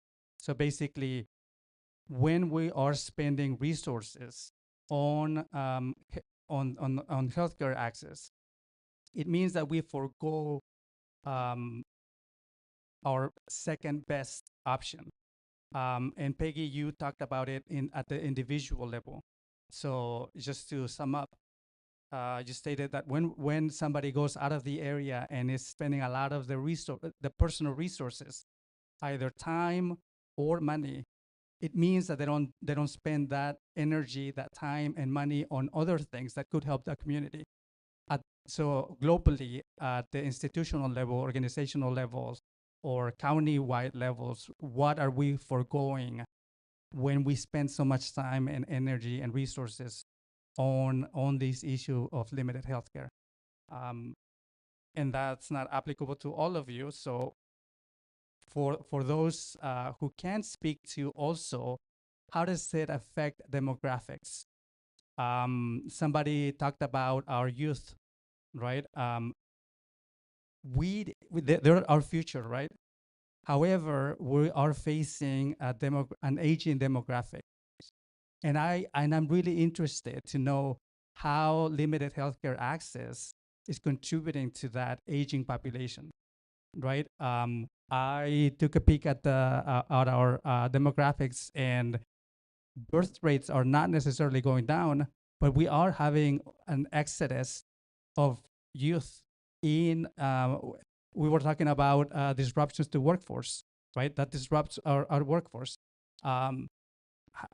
So for those of you who can speak to it, how does limited healthcare contribute to that exodus of youth? I'm going to try to tackle the first part of that question because this is something that I think, especially in our office being economic development, we get the question not so pointed, which I actually appreciate how direct that was. But we often get the you've supported this industry, why are you not supporting this industry question? And similar to everyone sitting here, probably everyone in the audience, funds are limited, staffing is limited. And so we have to make conscious efforts to be tackling some of the bigger ticket items and spreading the ability to do so out. And so we try to target our approaches through data and analyses first and foremost that inform us of where those needs are. We used to do what's called the targets of industry that would tell us what our biggest growth opportunities and industries were. This last year, we did what was called Project Rebound that did the basic same thing and found that our main target industries are education and training, healthcare, financial services, agriculture, arts, hospitality and tourism, construction, renewable energy, aquaculture, and fisheries. That doesn't touch those like cross-cutting needs such as broadband, childcare, which we haven't touched yet, but actually kind of goes back to the question prior. And so that concept of that multifaceted approach, some of the ways we deal with it, so not to necessarily make other areas suffer, is we look to partner entities. So for childcare, for example, the county funded a childcare initiative that looked into some different strategies for childcare and offered incentives for childcare businesses and people that were able to operate during COVID and continue operating after, including increasing the wages. But out of that came some pretty shocking numbers. And I don't want to misquote the numbers, but it was something unbelievable. Like we're only meeting 10% of the childcare need in our county. That is a workforce impact in the long run. And so that tells us in our office, we need to figure out solutions to training a workforce to be able to handle our childcare needs. And so sometimes the approach doesn't look like we're doing anything right off the bat, which is always the struggle period, right? We have the community coming to us and being like, why aren't you doing anything? Why aren't you doing anything? And we're like, we're trying to get the numbers. We're trying to understand what the actual impact is so we know how to target that because the resources are scarce. And we need to know what we're trying to target and how we do that so that ball doesn't always drop. But it does mean that at various times, the activities wane, and at other times we're looking at partners to make sure that they are doing the pieces we can't do. And so one thing about our community is we're very good at working together to try to tackle issues. I'm not sure that fully answered your question, but tried to. Well, I actually have this number here. Between the census of 2010 and 2020, Humboldt County grew at 1%, California grew at 6% on average. So that's a considerable difference. We may actually be leading the wave of population decline. In other words, we may be learning lessons here that LA and San Francisco are going to learn a little bit later. I don't know. That's just speculation. But a strong, healthy economy, a big part of that is growth and population growth. That feels very different than population decline. And worldwide, we're gonna, well, that'll be after my lifetime, but next 100 years, we're gonna see that. And that's gonna be very challenging for a lot of areas. I think about, like, in terms of demographics, who is really concerned about healthcare? Everybody is. And if they have, if you have if you're sick, then you are concerned about it. But aside from that, there are groups that are going to be more concerned about healthcare. As retirees in general use a lot more healthcare. I think that's all my parents do. They go to every week. They tell me the different doctor that they visited. If you're chronically ill, obviously, and if you have a if you have a chronic disease, disabled people, people with families, women that may be pregnant, may become pregnant or are thinking about that. That's when it kicks in. Generally, younger, healthy people, they don't really consider healthcare. It's not that much of an issue. But those are some of the folks that we may have difficulty attracting or retaining with the healthcare in particular. And I think, to the degree that in particular, families that are thinking about growing and having children, to the degree that that's important with workforce folks in that age range, that's going to be particularly relevant. I definitely can't speak to all of that, but I think I can kind of mash both Catherine and Rosam's questions together. There was speaking of the demographics and the impacts, and then what are we doing to try to combat those impacts. At the county, and this isn't something that can really be addressed all the time, just based on the nature of the work. But we have seen a pretty stark change in the expectations of our workforce. I think when I was thinking about that, of access, bringing it back to healthcare access, in this current moment, one of our analysts is out of the area seeking dental care because her children can't get dental care here, because she hasn't been able to get connected with a provider. And so rather than say, well, you have to use up your PTO banks and go and then I'm losing productivity of someone being gone for a week because just go there one day and then find a place to stay, and is remote work. Not everyone loves that. That is a big shift that we've seen in the workforce. The private sector has been doing it for a long time. The public sector is starting to get on board with it a little bit. That does create a strain on supervisors and managers to know where their workers are. Are they working? What are they doing? There's really more supervision that needs to occur when someone's remote versus in person, for the most part. So things like that, flexibility in schedule. The standard 9 to 5 is kind of a foregone thing in this day and age, with the access to childcare and the cost of childcare, and then the ability to work with folks of, you can have sort of a wonky schedule where you come in at this time on this day and leave at this time on this day and have a longer lunch and flex here and flex there. I feel lucky in our role in HR, we have a lot of flexibility in that. Not everyone has that. But that's something that I think we've really tried to push with our various departments. The County of Humboldt has between 22 and 2,300 employees across a variety of different types of work. So again, it can't always work that way, but as much as we can, that kind of shift in the workforce and I've even seen it in the time I've been the HR director for 3 years, but I've been with the county for almost 11, in HR for about 8. The dramatic shift that occurred, particularly during the times of COVID, we had to make shifts with those things, but the expectations of the workforce and really a paradigm shift of not what can the person do for us as an employer, but what can we do for them?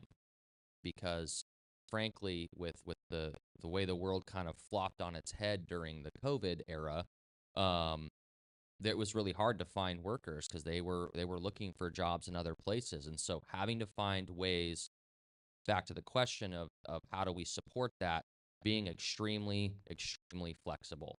And so I would encourage other employers in the private and public sector to be looking at. We're seeing things like right now, I believe the city of Fortuna is looking at a 32-hour work week, which is probably something a lot of us would think, yeah, right. Well, we're seeing these things like that where we're having to get very creative during times of scarcity of resources that we can keep workers happy. They can still be supporting their families, getting their needs met, basically finding anything we can do. So those are kind of things that I thought of when I heard that question of how can we basically bend over backwards to ensure that our employees can get the services that they need, maintain their job, and not have some significant impact, or at least mitigate some of that impact on those resources that they have available to them. If I could just add a question here. Remote work, is that going to lead to more people in Humboldt County working elsewhere? The notion that now we can attract people to live here, but their job is in the Bay Area, but they can live here. Or is it going to mean more people are working in Humboldt County, but they live in Massachusetts or they live in Chicago and they're not here? I don't know which way that goes. I will say we looked into numbers of remote work when we did our local and regional workforce plans recently, and our number has significantly declined since COVID, which I think is a bit obvious.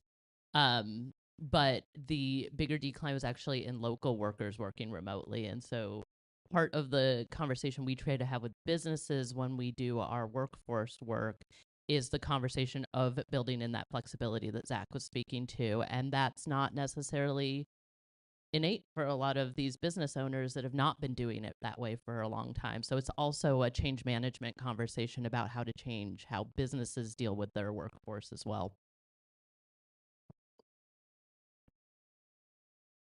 Can I go a little off our protocols here? You know me. Please go for it. Awesome. You guys know me. And I might put somebody on the spot. No? Okay. But when that was being discussed, one of our friends who works at Cal Poly was shaking her head no to the remote work. And I wish, was I understanding that correctly? Oh, that's right. You're at a different unit, a different college, CR, right?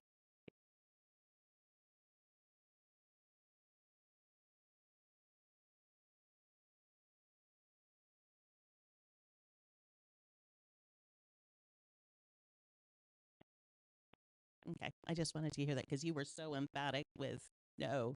Okay. Thank you for indulging me. And Nancy, we will be providing a Q&A for the audience shortly too. So but please share. You have more to share. I'll wait for the Q&A.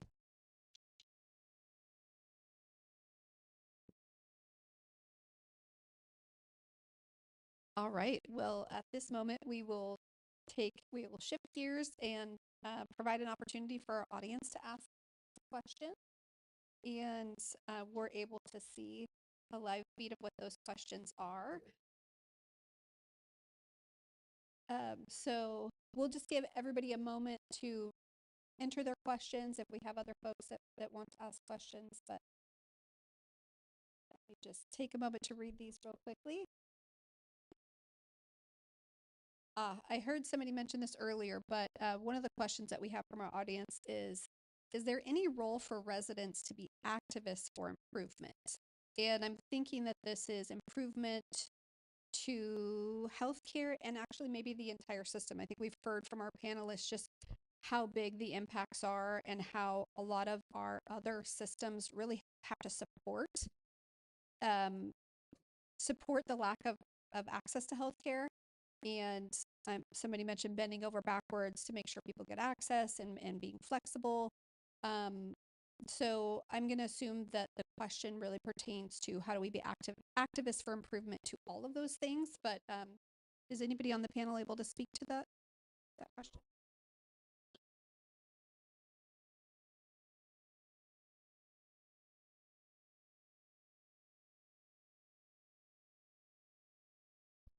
The question I have is, you mentioned, Nancy, concierge service for potentially for new healthcare providers coming here. I don't know if that's just in concept or being implemented, but that might be something. But I don't know where that stands, but that sounds very interesting. Yeah, so we are in the process of developing a strategic plan right now that we'll be presenting to a larger group of employers, mostly healthcare professionals, but also Cal Poly, CR, County, City of Eureka, Coast Guard, and a number of others who are involved in this. So we'll be presenting that later this month. And from there, once we have the resources in place, we will be able to start taking action on it and start building out the program. Hopefully before the end of this year, we'll at least be building, and early next year have something in place. And does that answer your question? I can give you more information too, but that might be a way for networking for people, being even on a list. Like, hey, if someone comes in the area and is interested, they have questions about some, so if you have a list of people who can answer questions or meet people for coffee. yeah, absolutely. That's going to take a lot of coordination, but we want to do a really excellent job of supporting folks and working in partnership with a lot of different groups that are doing some of the things that are being talked about today, such as employment for trailing spouses. I don't like that term, but, the spouse of the doctor or professor or whoever's coming in. There are people who are doing that. We don't have to do that. We can point them in the direction of where they can go. But yeah, so it's going to be complex if we're going to do it right. It can't just be, let's just, tell you where to get your car fixed or, give you some information and have a quarterly happy hour. I think it's going to have to be more robust for it to be truly impactful. And if you are interested, I do have some one-pagers, kind of our concept paper available for folks. Because they are our funders, I'm contractually obligated to mention Humboldt Area Foundation is also in the home of Humboldt Group. Yes, they fell into, I think I might have mentioned, maybe I didn't, but yeah. But Humboldt Area Foundation is in the discussion, and they've said that they are interested in being one of our funders. So so no pressure, Humboldt Area Foundation. None at all. And just with respect to this, and I'll chime in. I'm not a panelist, but what I will say on with respect to the first question is, what are some things that the community members can do? I participated in hiring process for a local healthcare organization. I will say that I was personally surprised by folks that we were interviewing that were coming from out of town that had a negative impression of Humboldt. Like it was crime, crime, crime. I have never been, and I've done a lot of interviews, asked about crime so much than I was with this recruitment. And so I say that to share that to the extent that you can, be a positive ambassador for our county, because we all know that this is a wonderful place to live. And so, but there is some opportunity to counter the Murder Mountain impression that you touched on there. Yes. And similarly, one of the things that's come up in our conversations with these healthcare providers, educators, Humboldt Area Foundation, and others, is that a lot of times folks who have who are traditionally marginalized, whether it's racial, ethnic, LGBTQ, have different identities, don't always get the Humboldt nice treatment. So it's part of our responsibility as residents here to educate ourselves and to watch our behavior as we are interacting with people who may be different from ourselves. So that's something that we can all do at a local level. So that's really important.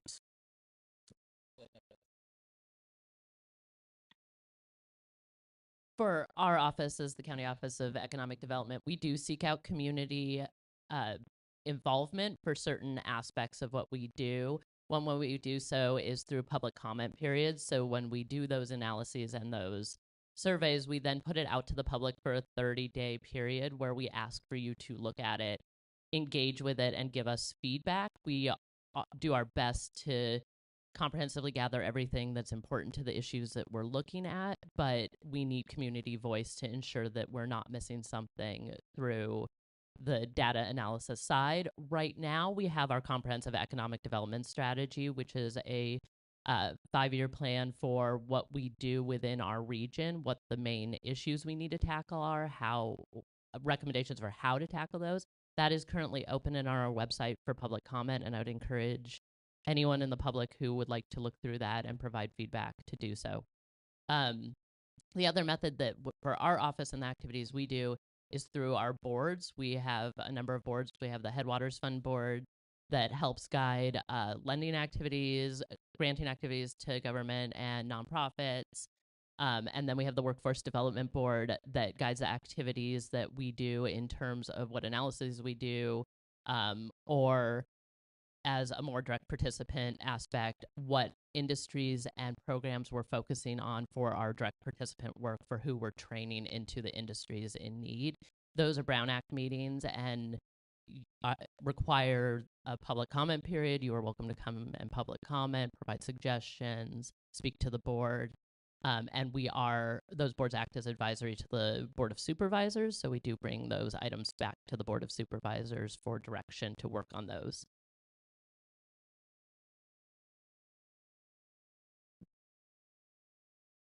I just wanted to touch a little bit on how, like, the role of our community, right? What we can do. I know that I've heard a few people on the panel state that they have also kind of experienced the challenges of having to go outside of the county to get specific medical or behavioral needs met.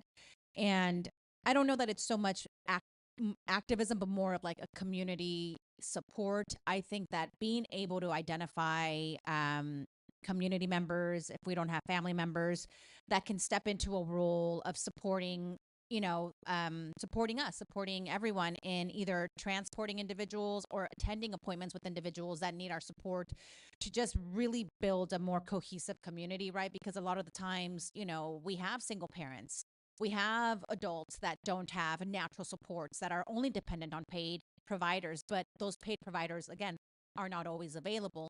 So I'm just kind of, thinking kind of like, one way that we could really make a meaningful impact is volunteering, right? Volunteering with specific agencies to be able to step in and be a care provider for a couple of hours for an individual or a family that might need extra support so that they're not losing out on, some of that PTO, or that they can kind of just focus on what it is that they're doing and reduce some of that stress, right? And really feel supported in this community.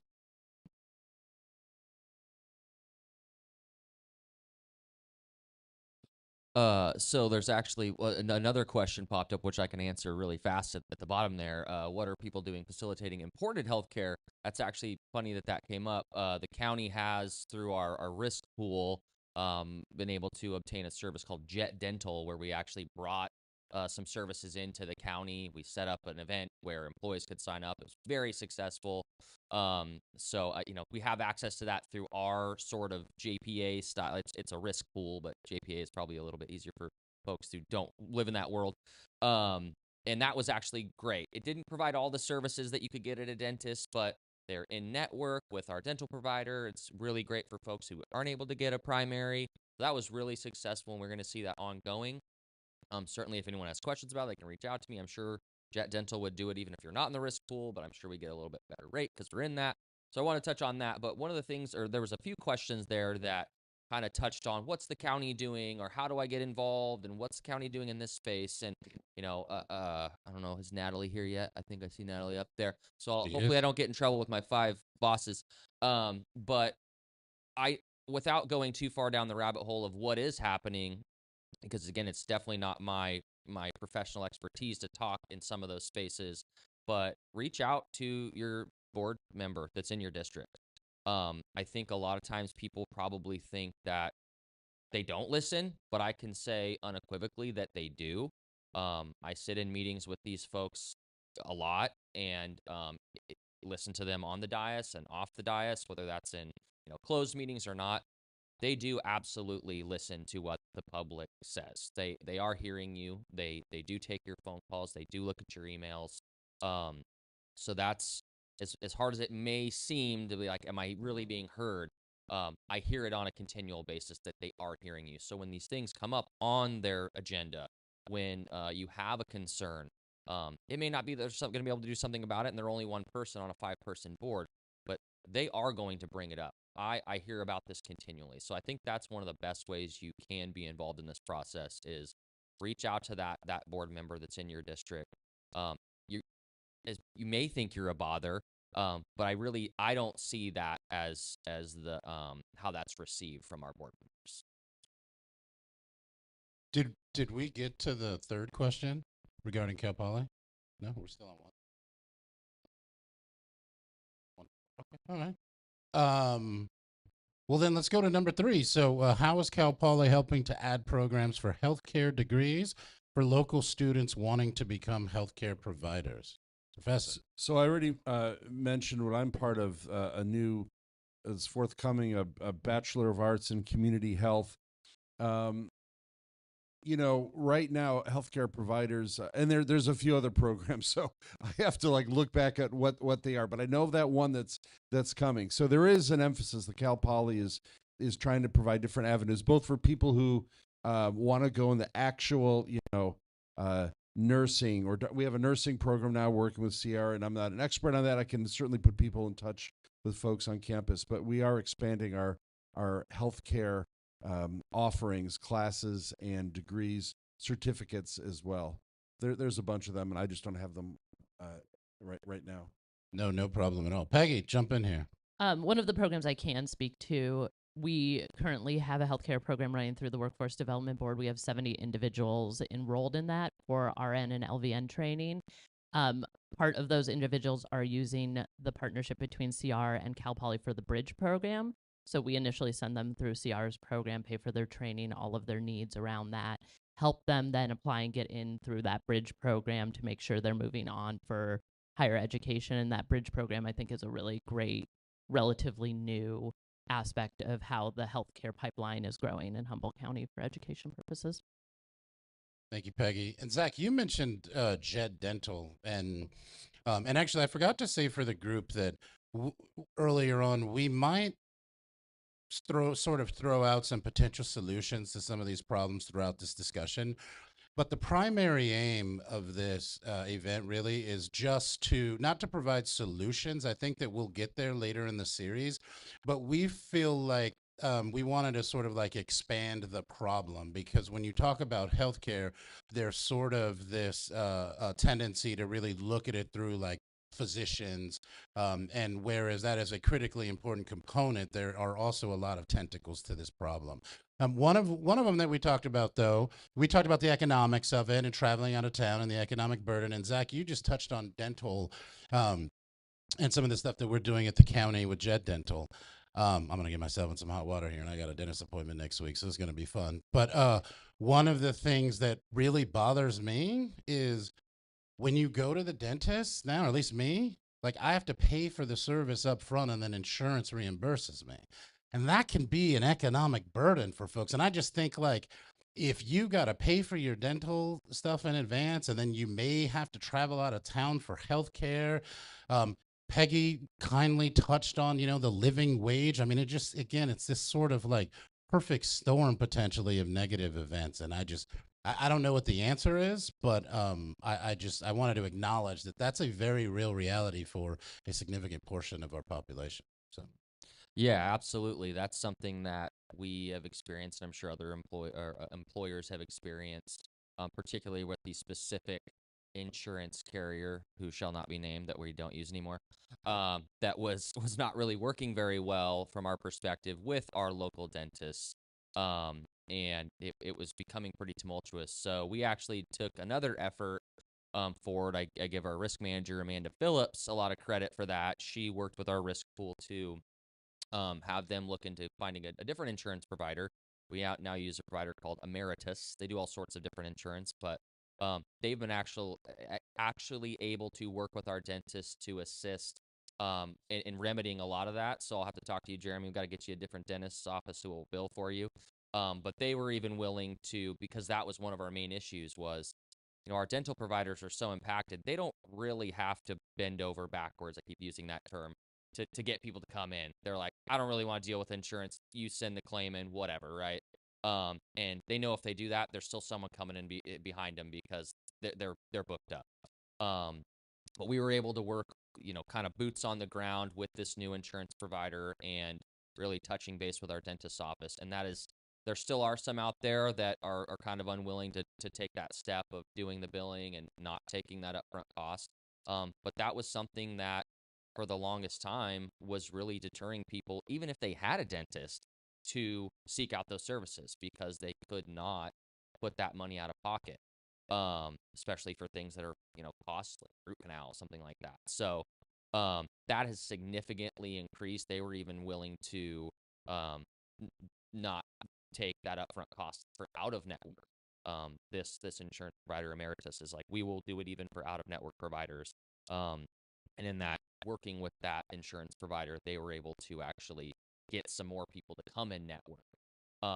So that was a huge shift that I think, looking at what are your insurance programs. We're a CalPERS employer, so we do CalPERS Health. They provide actually, from my perspective, pretty great insurance options. That's not really the issue. It's more of the access in that realm. But in this space, we realize, maybe there's something that we could do about the provider that we have, and that has significantly increased usage and success rates with people. And then on top of that, Jet Dental is one of those services that is an in-network provider, so it actually works out perfect. Yes, the person still has to pay. It's not, the county doesn't just pay for you to go to this dental provider that shows up, but at least when you go, you're going to be getting the best rate because they are an in-network provider, and you can drive down to the street. We usually run it at like the Vets Hall in Eureka, so it's really centrally located for employees. Awesome. Thank you. We are not going to have the time to touch on this, but I just wanted to say that, Marlene said something that really resonated with me earlier, which was when she had mentioned, I believe it was teachers and the additional stress that is sort of like placed on them and with relative to like providing behavioral support, and then just me in my world, in the world of sort of like organizational development, when I look at that and you look at, say, like Gen Z, where anxiety and depression are sort of like very prevalent in these generations. And for us as employers, it's really critical for us to find ways to support them in these expanded needs, because the better that we support our employees, the more engaged they are, the more productive they are. And so that whole chain of events. And so just briefly, Marlene, if you have anything to add, like what are some consequences of unmet behavioral health needs, or if you're not getting the support that you need? Well, I mean, what we see as as a START model, we do a lot of preventative and intervention to really decrease crises that may occur and really encourage individuals and systems to live a well-balanced life through the development of positive relationships, really meaningful engagement, and everyone kind of really identifying meaning and purpose within their life. And so some of the impacts that we are seeing, right, is that people have a lower window of tolerance, meaning that they don't have the capacity to really kind of stop and reflect and listen and pay attention to what the person might be going through. What's happening is that because of the stress, a lot of people tend to react more than, to remain calm and really assess what it is that the person needs at that particular moment in time. And what then happens is that it just creates a very dysfunctional and chaotic environment for everyone that's kind of in that situation, whether it be at someone's home, whether it be at school, whether it be at a grocery store. And so, again, a lot of the work that we're doing is to increase the capacity within the community to understand everyone's vulnerabilities, because we all have a different level of stress response, right? We all need different things to help us kind of calm down and cool down and really be validated in what we are experiencing. And so, we can't read people's minds. We don't know what might be triggering them. And so really leading with compassion and empathy, and, putting yourself in people's shoes before, we are quick to assume that they're having a behavior or an outburst, because at the end of the day, like I mentioned at the beginning, behavior is communication. And when people are in a very high level of stress, right? Cortisol is sparking, their, body is shaking. There's no way to really communicate what's happening. Um, Things can spiral pretty quickly. And with that said, sometimes there's law enforcement involvement, there's hospital utilization.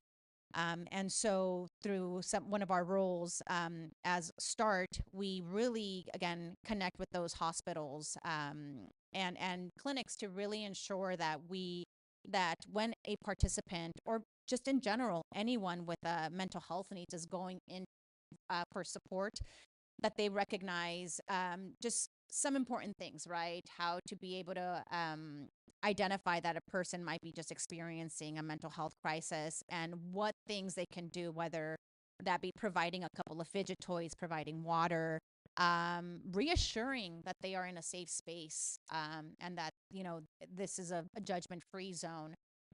One of our efforts has been in creating what we call calm kits. We got some of this information from Laura, I believe, Montoya. She works with the Eureka Police Department. And so we developed calm kits, just little tote bags with a bunch of different fidgets, toys, whiteboards, index cards, markers, just a lot of different trinkets to be able to support a person that might be experiencing just a really high level of stress. And maybe, again, as a service provider, that's maybe for a first time meeting them, some of these calm kits could really come in hand to just really ease some of that anxiety, build some rapport, and allow a space to kind of just ease out of that. Thank you. Really appreciate that. Catherine, we take one more.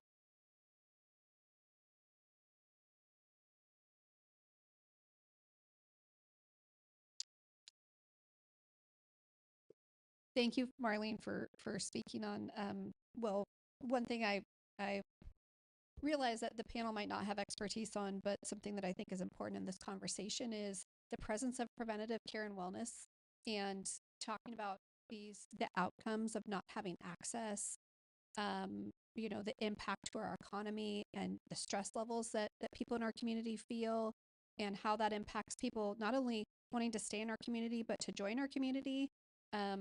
I think that's incredibly important. And we are running a little bit short on time. So I wanted to ask one of the audience questions and speak to this obviously to the degree that you can. But a question is, who is collecting and sharing robust data about healthcare needs and impacts in Humboldt?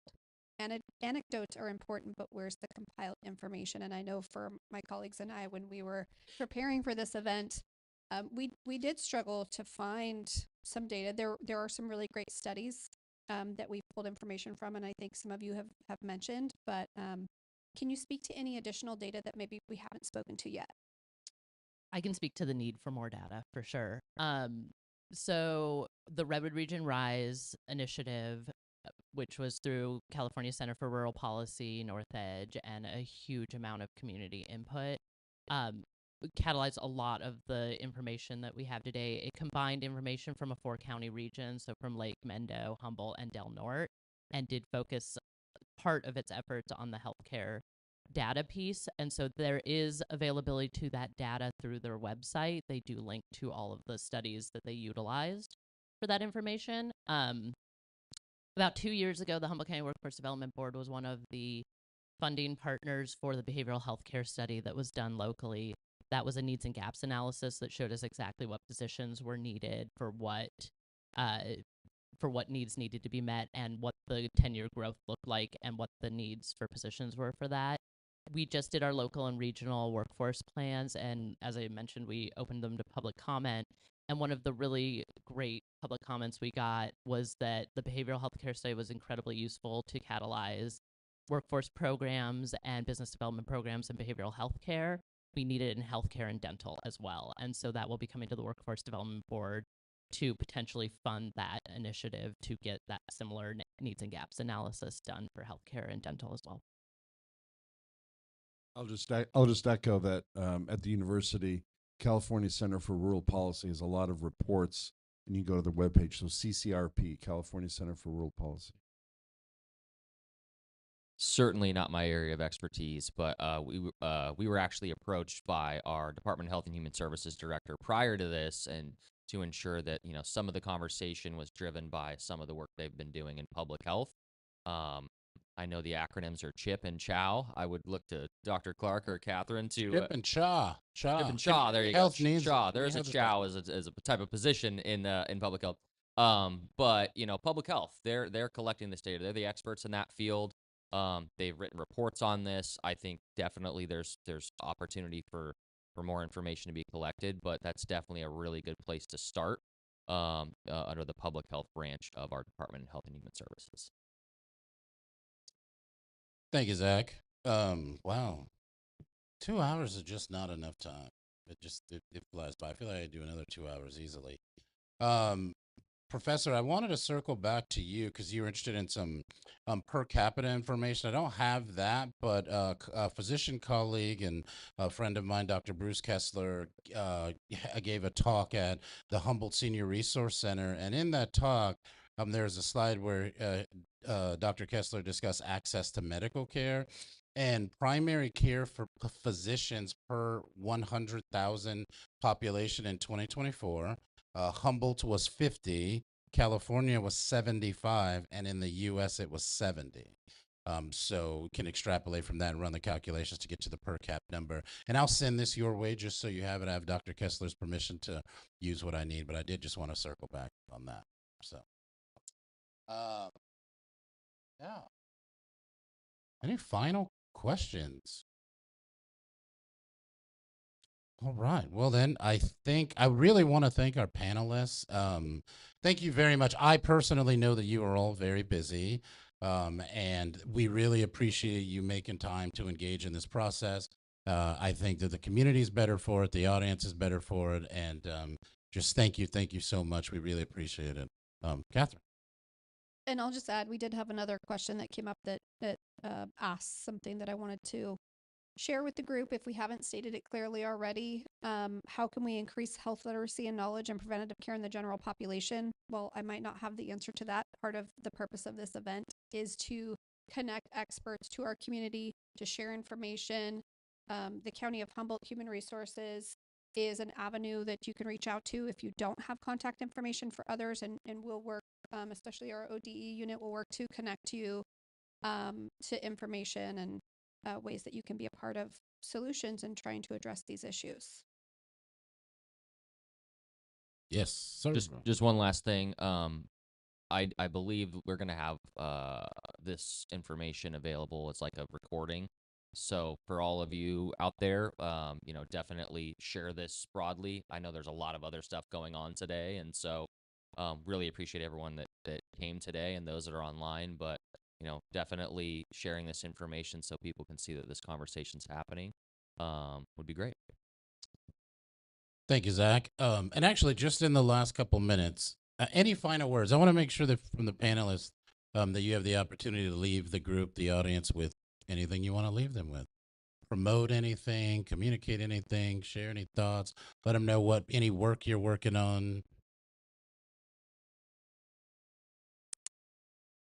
I just want to reiterate, I'm here to represent the business community. The business community needs to thrive for our community to thrive, and access to adequate health care is a huge concern to the business community, as we've shared.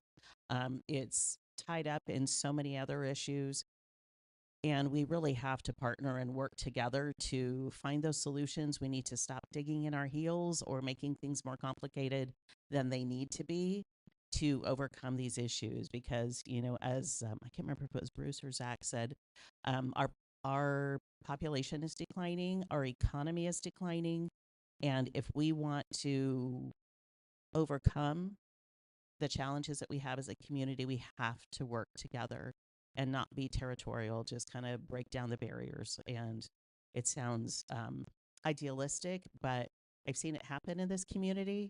I think it's a beautiful thing, but we need more of it. I love that you said not to be territorial, Nancy, because I did an interview on K-Mud the other day, and I shared that same sentiment that, like, in my view, in order to solve this, I think that folks need to understand, this is everyone's problem if you live and breathe and interact with the medical system in Humboldt. And then B, someone else wanting to do some work on this topic is not, that doesn't diminish any work that anyone else is doing.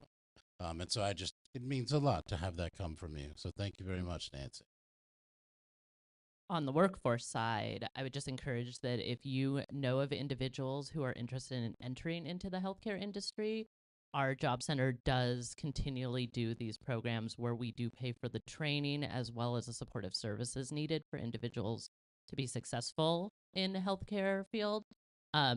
Our services include paying for their training, their books, their equipment, potentially gas cards, bus passes, whatever the need may be. But it also includes vocational counseling, soft skills training, and then after completing training, a period where we do help them find their employment, and then we follow them for 2 years after to make sure that they're successful in that employment. And so I would encourage that if you know people interested in entering the healthcare industry, you send them our way. Through our START program, we do offer monthly trainings led by Dr. Wendy White. And at times, again, because we have individuals that might be experiencing a very complicated medical biological challenges, whether that be, tumors, on top of other things, but we do focus a lot on the trainings on IDD population, so intellectual and developmental disabilities. But at times we do offer some information regarding the medical aspects and their biology and how it's impacting them, and things that we kind of need to do to kind of brainstorm to really support the individual or any just general individuals that might be experiencing similar things. Our next one is going to be held this month, but the third Thursdays at 3 p.m.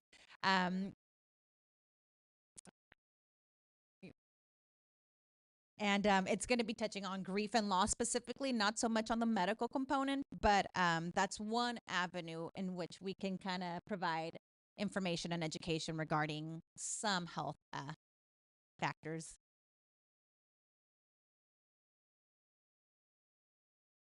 Awesome. Well, thank you all. May I request a round of applause for our panelists, please? Thank you very much for your time. Oh, we do hope that you will stay and join us for lunch. I think that has arrived. And okay. Yeah, the magic of theater. We have veggie sandwiches, chicken sandwiches, ham. We have a side of pasta salad, fruit salad, chips, water, and CCRP came up a lot in the Q&A, and we're gonna have the executive director join us for panel 2. So if you're interested, stay for panel 2, please.